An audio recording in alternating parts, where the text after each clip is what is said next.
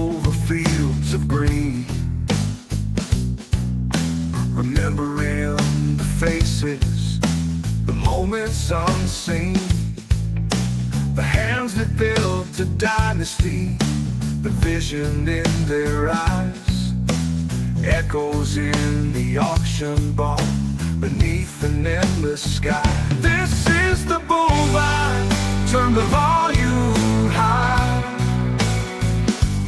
for the icons of the ages that never will die.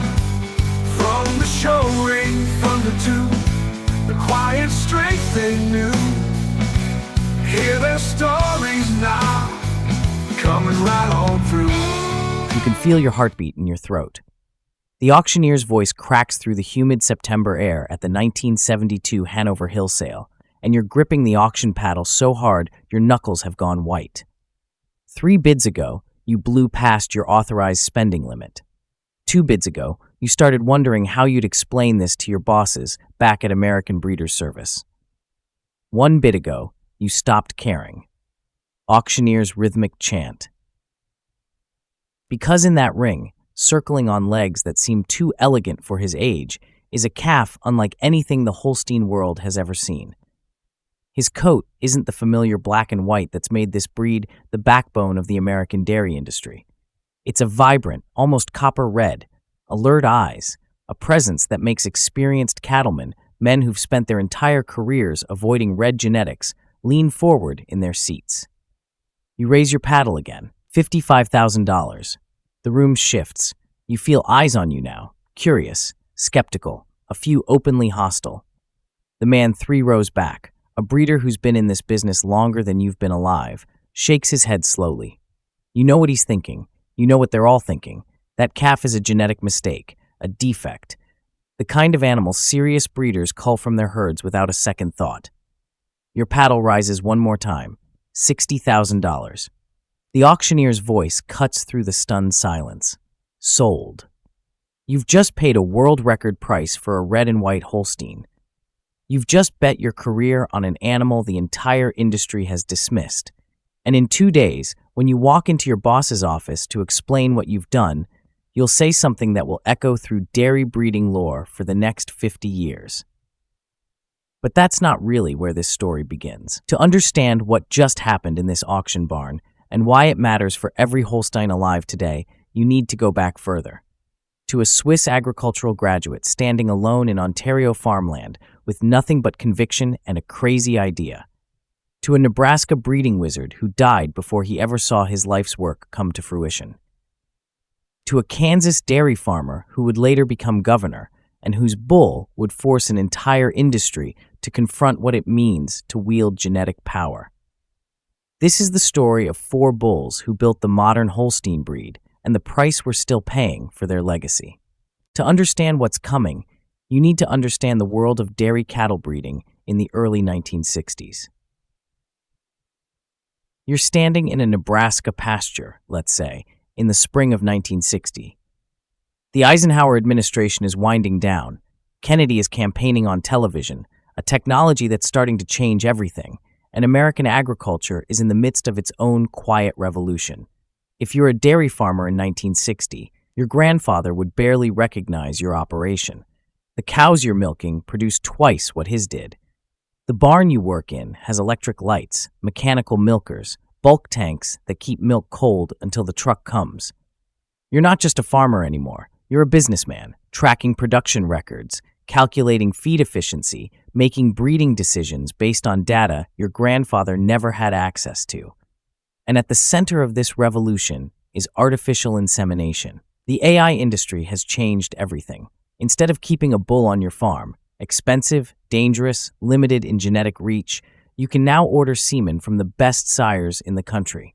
One elite bull can father tens of thousands of daughters across multiple states. Genetic progress that used to take generations can now happen in years. But here's what you need to understand. In 1960, the Holstein breed has a hierarchy. A very clear, very rigid hierarchy. Black and white is correct. Black and white is elite. Black and white is what serious breeders produce. Red and white? That's a recessive gene that surfaces occasionally, an embarrassment to be eliminated. Red calves are barred from the main herd book. They're sold off, bred out, treated as genetic noise to be filtered from the signal. You accept this because everyone accepts this, because the men who built this industry, the AI companies, the breed associations, the university researchers, they all agree. Red is a defect. The science is settled. Except in Europe, a young Swiss agricultural graduate named Jean-Louis Schrago is looking at the same science and reaching a very different conclusion. You're Jean-Louis Schrago, and you've just graduated from agricultural college in Switzerland with a specialization in dairy cattle genetics. You're 23 years old, ambitious, and you've noticed something that the North American establishment seems determined to ignore. In Europe, there's a market for red genetics. Dutch farmers, German farmers, Swiss farmers, they don't share North America's prejudice against the color. They want elite cattle, and they don't care if those cattle are red or black or purple with polka dots. They care about production. They care about confirmation. They care about results. You've done the research. You know that red and white Holsteins aren't defective. They're just different. The red color is a simple recessive trait, nothing more. It has no connection to milk production, to health, to longevity. The stigma is cultural, not scientific. And you've spotted an opportunity. If someone could produce elite red and white Holsteins, animals with the same genetic quality as the best black and whites, there's a market waiting. A market that North American breeders are completely ignoring. In 1968, you board a ship for North America. You have limited funds, limited connections, and an idea that makes experienced breeders shake their heads in disbelief. You find yourself standing in the rolling farmland of Ontario, trying to convince Peter Heffering of Hanover Hill Holsteins to do something that goes against everything the industry believes. Breed one of your finest cows, you tell him, to a red factor bull. Heffering looks at you the way you've gotten used to being looked at. Politely skeptical, maybe a little pitying. He's been in this business for decades. He knows how it works. And what you're proposing isn't how it works. He says no. Most people would go home after that. Most people would accept that the establishment knows better, that maybe the industry veterans are right. You've crossed an ocean for this idea, and the first serious breeder you approach has shut you down. But something in you refuses to quit. You'll be back. 2,000 miles away, in Central City, Nebraska, another kind of dreamer is building something he'll never live to see completed. You're standing at the fence line of Pawnee Farm, watching Lester Fischler walk his herd. There's something different about the way he looks at these animals. Other breeders select for next year's milk check. Fischler is building an architecture that spans decades. Fellow breeders call him gifted. Some use the word wizard. But there's no magic in what Fischler does, just thousands of hours of paying attention when others have stopped looking. He can study a cow and see not just what she is, but what her daughters might become, her granddaughters, her great-granddaughters.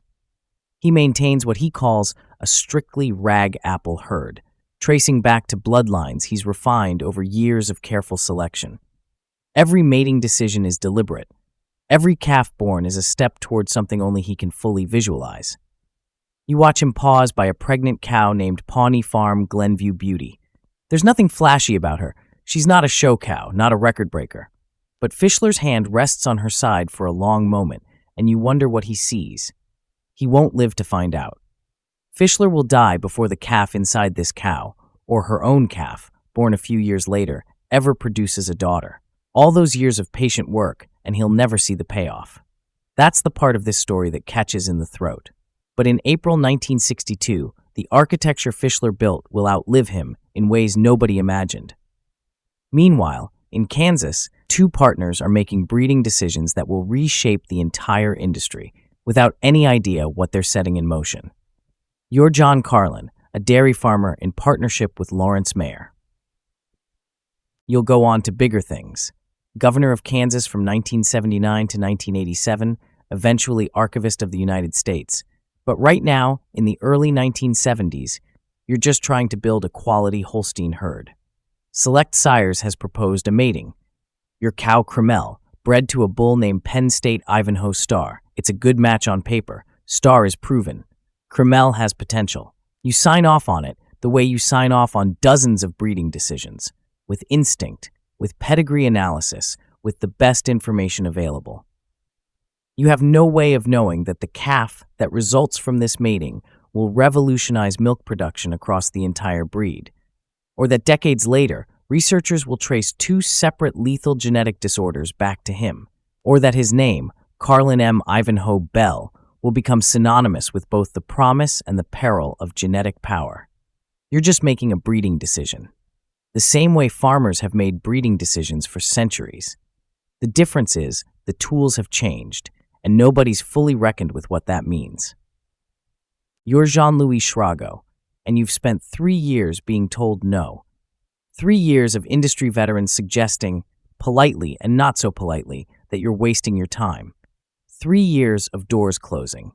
3 years of those 3 a.m. moments that anyone who's ever chased an unpopular idea knows intimately. Lying awake, staring at the ceiling, wondering if everyone else is right and you're the fool. You've taken a job with American Breeders Service as a sales representative, working your way into the industry from the inside. You've learned the business, you've built relationships, and you've never stopped looking for a way to make your vision reality. Then, in 1971, you find it. Roybrook Telstar, a Canadian superstar, celebrated for refinement and exceptional udders. Everything the show ring values, Telstar delivers. But what most people don't know, what you've discovered through careful research, is that Telstar carries the rare black-red gene.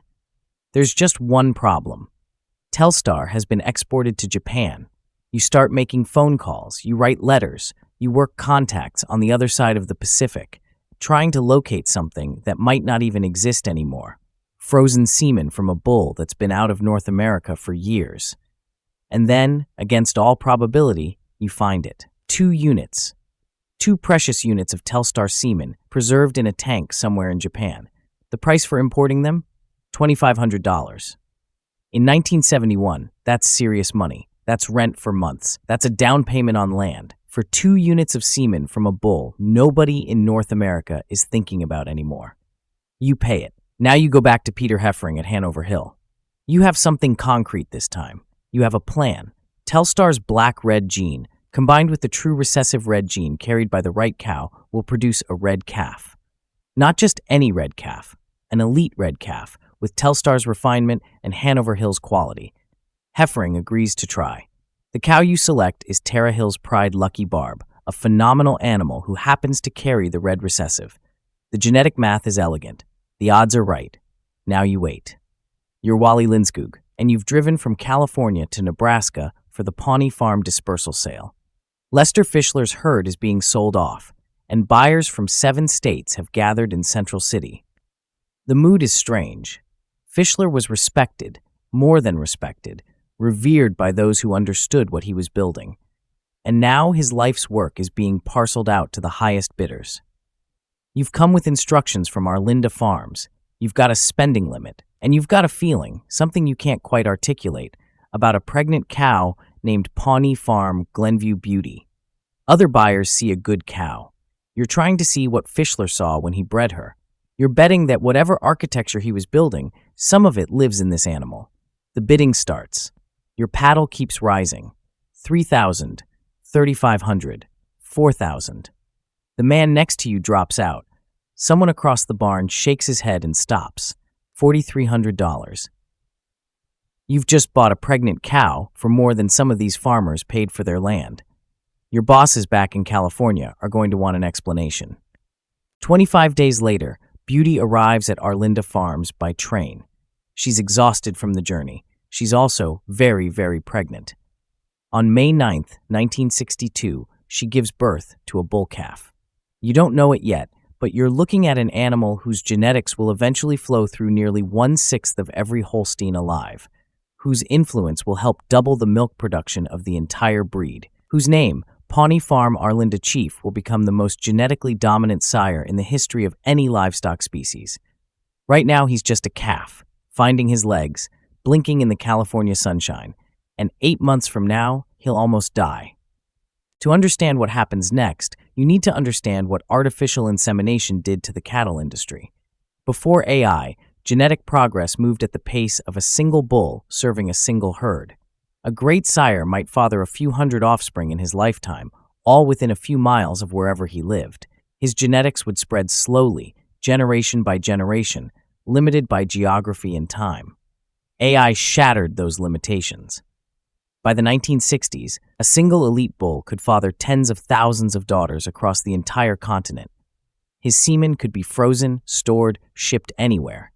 Farmers who'd never seen the animal, who lived thousands of miles from his home farm, could access his genetics for the price of a breeding fee. The benefits were obvious. Genetic progress accelerated dramatically. Milk production climbed. The best genetics were no longer reserved for the wealthy few. Any farmer could access them. But there was a cost that nobody fully reckoned with. When one bull could father so many daughters, and when everyone wanted the best genetics, something happened that the industry didn't see coming. Genetic concentration. Imagine a funnel. At the top, thousands of farms, millions of cattle. At the bottom, a handful of elite sires whose genetics flow through everything. Each generation, the funnel narrows. Each generation, more animals trace back to the same few bulls. In 1960, this seemed like progress. The best genetics spreading faster than ever before. What could possibly go wrong? You're the herdsman at Arlinda Farms, and the chief calf is dying. He's 8 months old, and bloat has hit him hard, the kind of severe case that kills calves in hours if you don't act fast. You've seen it before. The abdomen distends as gas builds up in the rumen. The animal can't breathe properly. Without intervention, pressure on the lungs and heart will finish him. You work through the night. Trocar insertion. Careful decompression. Watching, waiting, praying to whatever deity looks after cattle and the people who depend on them. The hours stretch. The calf's breathing stabilizes, then strengthens. Chief survives. You watch him recover over the following weeks. He develops into a deep-bodied bull with a trademark ravenous appetite, the kind of animal who attacks the feed bunk like he's got somewhere important to be. Something about the way he carries himself suggests what's coming. You're watching Chief's first daughters freshen, and something is happening that you've never seen before. 4 daughters. That's all you've got so far. But what you see in those 4 animals, the depth of body, the capacity, the way they hit the feed bunk hard and then walk to the parlor like they're ready to work, this isn't normal. These aren't just good cows. These are a different kind of cow. You pull the production records. You run the numbers twice because the first time must have been an error. It's not an error. One of the great milk bulls of all time, you say aloud. After just 4 daughters, you've seen enough. You're Jean-Louis Schrago, and you're standing in the Hanover Hill barn watching a calf being born. The genetic math worked. Telstar's black-red gene, plus Lucky Barb's recessive red, plus whatever divine intervention guides moments like this. It all came together. A vibrant red calf slides into the world. You watch him find his legs, shaky at first, then steadier. He's small, delicate, not the massive, powerful frame you see in the black and white bulls that dominate the breed. He's something else entirely. He looked like a small deer, you'll tell people later. Delicate, alert, unmistakably special. 3 years. 3 years of being told no. Continents crossed. Skeptics ignored. $2,500 for 2 units of semen from Japan. And now this small creature, blinking in the light of an Ontario barn, carrying the genetic blueprint for a revolution nobody sees coming. They name him Hanover Hill Triple Threat. 5 months from now, he'll walk into an auction ring, and everything will change. You're Ken Young, representing American Breeders' Service, and you've come to the Hanover Hill sale with instructions you're about to ignore. The triple threat calf enters the ring, and something happens that you won't fully understand until years later. The rest of the crowd sees a red calf, a genetic curiosity, maybe worth a few $1,000s to someone who wants to experiment with color breeding. You see something else entirely. Maybe it's the refinement in his movement.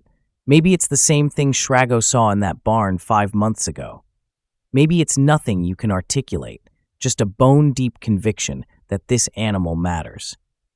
The bidding starts low. It doesn't stay low. You push past 20,000, past 30, past 40. Every bid, you're further past your authorized limit. Every bid, you're betting your career on a red calf. The industry calls a defect. 50,000, 55. Your paddle rises one last time, $60,000. The auction barn goes silent, then erupts in murmurs. You've just set a world record for a red and white Holstein. You've just done something nobody expected and many think is insane. When you face your bosses at American Breeders' Service, you'll have one defense prepared. One sentence that captures everything about this moment, about risk-taking and conviction and the sometimes unreasonable courage that progress requires. It was easier to ask for forgiveness than to ask for permission. They forgive you. History will prove you right, but that same history will teach a harder lesson too, about what happens when conviction becomes concentration, when success breeds overuse, when the tools grow more powerful than the wisdom to wield them. You're a dairy farmer in the late 1970s, and everywhere you look, the bulls from this story are reshaping your industry. Chiefs' daughters are legendary now. The will to milk, breeders call it, that relentless drive to produce that seems to pulse through every animal carrying his genetics. Your neighbor's herd uses Chief heavily. So does the operation 2 counties over. So does almost everyone you talk to at the county fair. Bell's daughters are pouring milk at rates nobody thought possible. The production numbers seem almost impossible, gains in a single generation that used to take decades. And Triple Threat? His daughters are winning shows. Tall, angular, with the refinement and utter quality that European breeders have been starving for. The red and white population, dismissed as defective for generations, is suddenly producing elite animals that can compete with anything in the black and white world. In July 1978, a new proof report arrives that stops conversations in dairy co-ops from Wisconsin to California. SWD Valiant, son of Chief. His first daughters have just been evaluated, plus 1,041 pounds of milk, plus 44 pounds of fat, and top-type scores. You read it twice. You've never seen numbers like this. Bulls give you either high production or elite type. Valiant is giving you both. The total package. The kind of sire that comes along once in a generation, if you're lucky. The industry goes into a frenzy. Everyone wants Valiant semen. Everyone wants to ride this wave. His son, Fisher Place Mandingo, will reportedly become the first bull in history to sell 1 million doses. The 1980s become the Valiant decade. Subtle shift, triumph beginning to darken. But something else is happening too, something that won't become visible for years. The funnel is narrowing.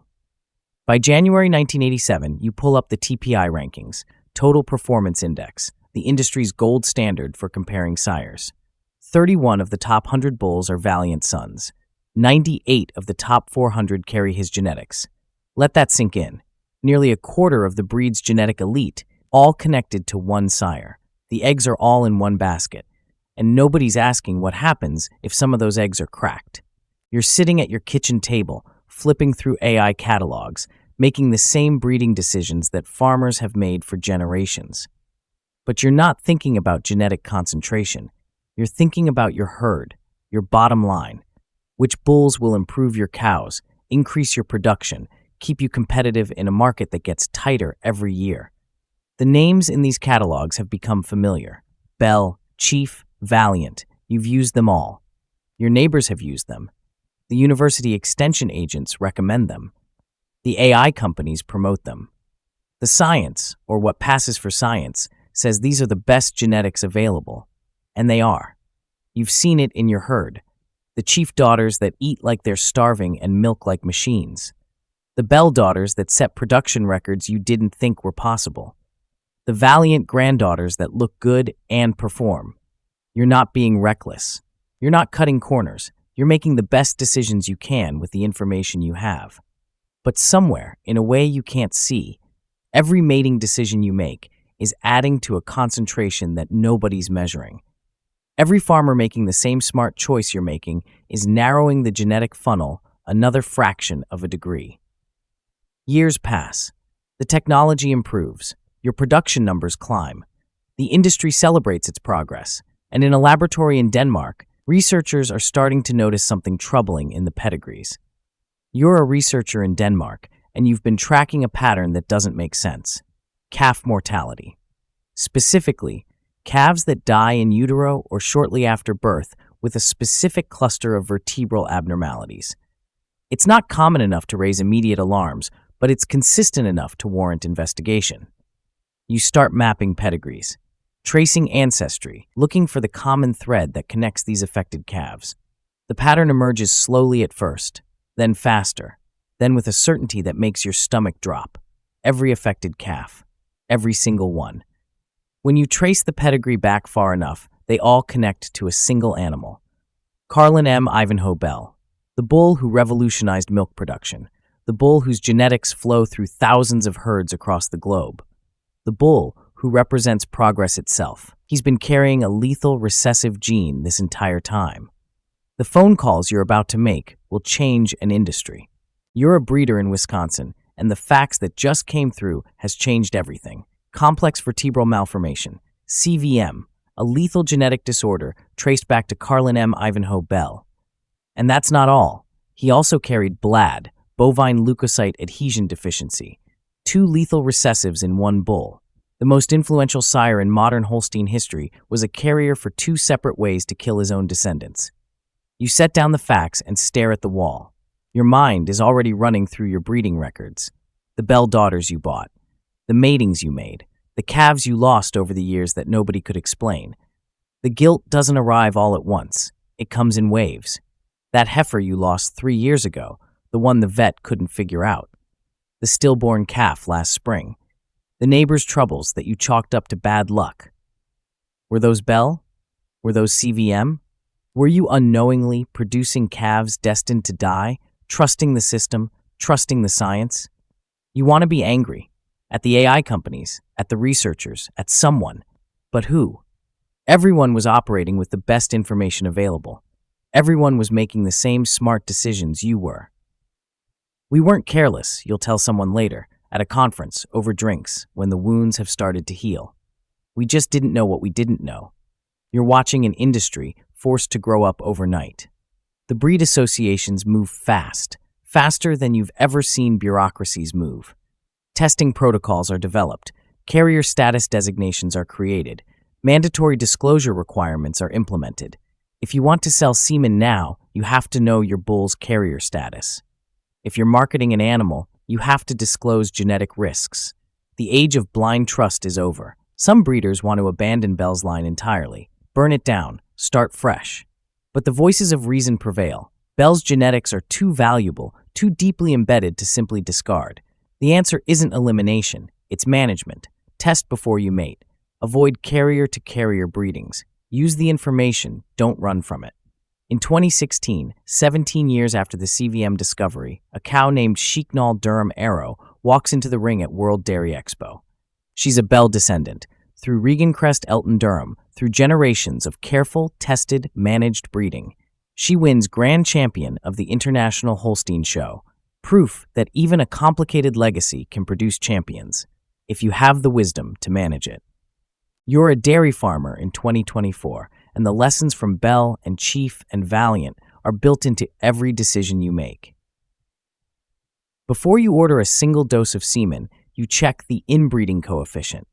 You look at the genetic diversity metrics. You consider not just what this mating will produce, but what it means for your herd's long-term resilience. The tools you have access to would seem like science fiction to the farmers who used Chief in the 1960s. Genomic testing that can predict a calf's potential before she's weaned. Mating programs that flag compatibility issues automatically. Databases that track carrier status for dozens of genetic conditions. You pull up the genomic profile on a heifer you're planning to breed. The software suggests 3 sires. All have strong production indexes. All are compatible with her genetic profile. All show acceptable inbreeding coefficients. But here's the thing. The temptation toward concentration hasn't diminished. If anything, it's accelerated. Young bulls can achieve widespread use faster than Chief or Valiant ever did.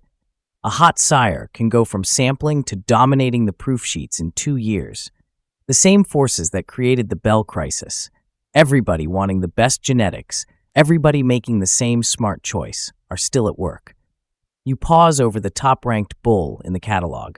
His numbers are phenomenal. His daughters are already setting records. Everyone's talking about him. And you remember the question that Bell and Chief and Valiant taught you to ask. Is this wise or just popular? You're having coffee with a fellow breeder after a show, talking about mating philosophy. He's third-generation dairy. You've known him for years. Every mating decision I make, he says, stirring his coffee, I think about what happened with Bell and Valiant. That history isn't academic for us. It's operational. It's why I check inbreeding coefficients before I check anything else. He pauses, looks out the window at the passing trucks, then adds something that sticks with you. Those bulls taught us what happens when we get careless with concentration. The lesson cost the breed. I'd rather learn from their mistakes than make my own. You nod. You get it. Everyone who's been in this business long enough gets it. The power to reshape genetics comes with the responsibility to wield it wisely. Every tool that amplifies your reach also amplifies your risk. Every shortcut that promises faster progress also promises faster consequences if you're wrong. You're at a show, watching a breeder prep a gorgeous red heifer. The copper coat gleams under the barn lights. The refinement in her frame is unmistakable. Echoes of triple threat, 50 years removed but still visible. You ask what the red and white breed means to her program. She doesn't hesitate. When I lead a red cow into the ring, I'm leading 50 years of people refusing to quit. That's triple threat's real legacy. Not just the color, the stubbornness. Something about the way she says it, matter of fact, like she's stating the obvious, strikes you. She's not being sentimental. She's being precise. Schrago's dream, passed down through generations. Ken Young's unauthorized bid, vindicated 1,000 times over. The industry that called red a defect, forced to admit they were wrong. In 2025, Golden Oaks Temptress Red will walk away as grand champion at the National Red and White Show, then go on to claim supreme champion at World Dairy Expo. Another link in the chain. Another proof that vision matters. Another reminder that what the industry calls a defect, a dreamer might call an opportunity. You step back and look at what these four bulls built. Hanover Hill Triple Threat took a color the industry called defective and turned it into a global market. Every elite red and white Holstein alive today traces back to him, through Apple Red, through Jubilant, through dozens of pathways that all converge on one copper red calf in an Ontario barn. He proved that what the establishment dismisses, the visionary might embrace. Carlin M. Ivanhoe Bell delivered the milk production revolution the industry wanted and the genetic accountability crisis it needed. His legacy flows through your bulk tank every morning. It also flows through every genetic test you run, every carrier screening you check, every transparent disclosure that protects the breed from repeating his hidden mistakes. He taught you that power and responsibility are inseparable. Pawnee Farm Arlinda Chief put his stamp on nearly 1/6 of every Holstein alive. His genetics helped double the breed's milk production.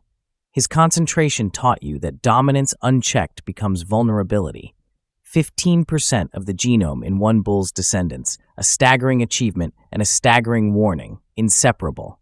SWD Valiant delivered the total package, production and type together, the dream every breeder chases. Then he became the textbook example of what happens when everyone chases the same dream at once.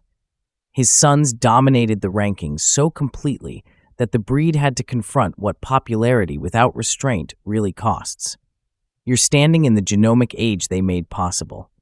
You have tools Schrago and Fischler couldn't have imagined. The ability to map potential before a calf takes her first breath. You have responsibilities they couldn't have foreseen. The knowledge that your reach exceeds anything their generation dealt with. And you have their lessons, written in the breed's DNA, written in the testing protocols you follow, written in the question you ask before using the hottest bull in the lineup. Is this wise? Or just popular? You're standing in your barn at dawn, watching a calf find his legs. The genetics are solid. You've done your homework, checked the coefficients, reviewed the carrier status for a dozen conditions. But that's not what you're thinking about right now. You're thinking about Schrago, crossing oceans for 2 units of semen, refusing to accept that the industry knew better than his own vision.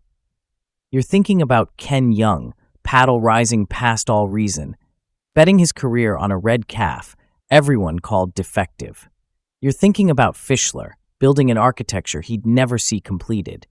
About the unnamed breeder who mated chief to a cow with a questionable udder, rolling dice that no spreadsheet would have recommended.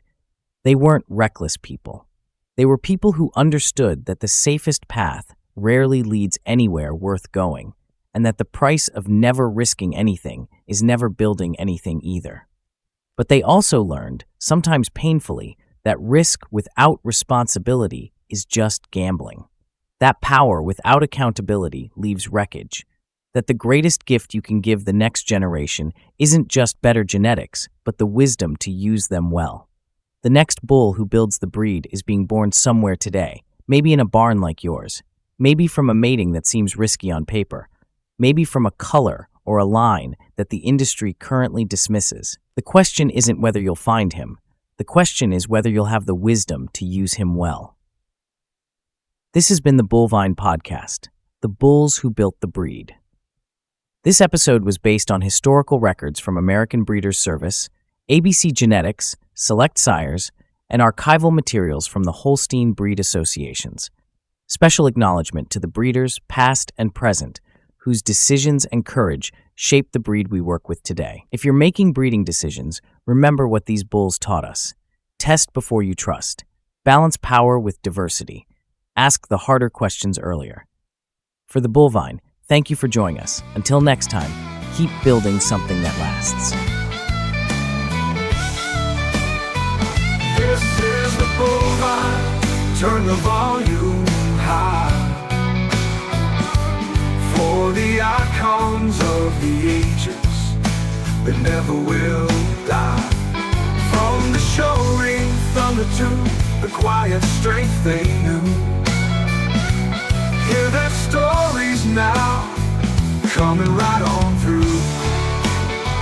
Oh, tell the tale,